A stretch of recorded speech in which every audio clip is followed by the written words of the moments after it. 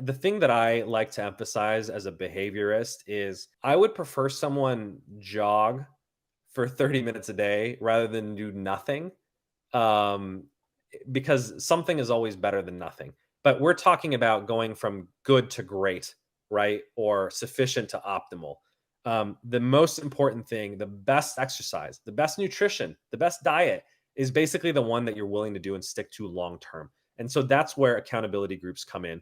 Is um, It's really important to take the information, whether that you're getting from me, from books, or from whatever your sources are, and to put it into a plan, whether that's the Keystone or Maximus habit, or have sort of social accountability as well to make sure that you're actually doing it on a consistent basis. So I think the Keystone and Maximus habit is really great because it's essentially your system for making sure that you're on track. But we also know, obviously, from the psychology literature, that having group support and accountability is also tremendously effective in terms of getting people to consistently do particularly health behaviors.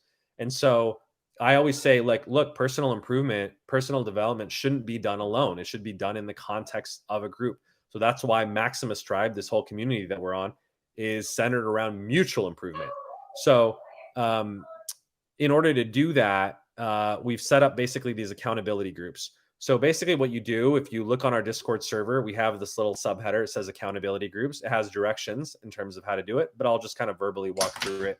Is whatever your goals are, which is like, let's say I want to start doing interval training twice a week, right? Because I just want to improve my cardiovascular fitness. That's awesome.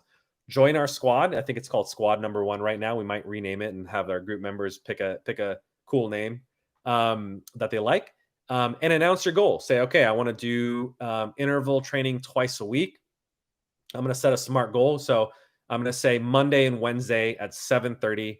I'm going to go outside to the park, put on my running shoes, and I'm going to do 19 minutes of Tabacha training as Dr. Cam talked about. Great. So now you set a very concrete, specific, measurable, time limited goal. And the purpose of the group is to help keep you accountable. And you can ask the group how you'd like to be accountable. So, for instance, you can say, "What I'll do is when I get back home at 8 o'clock on Monday or Wednesday, I'll check in with the group to say whether I've done it or not. And if I haven't, hold me accountable for it.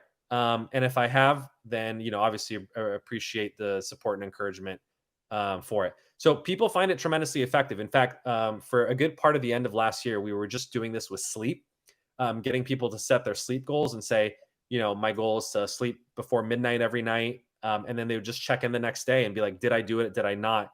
And it was tremendously helpful for people because then they felt an obligation to their partner, their accountability partner, to not only practice what they preach in terms of reducing the cognitive dissonance between their values and their goals, as I was talking about, but also helping someone else. Because then it's not just about you, but it's like, I want to be healthy, but I want to help someone else be healthy too. And so I really like that element of it too. I think it encourages us to expand beyond our own sort of self-oriented or self-centered needs and say, I want to help someone else as I'm helping myself.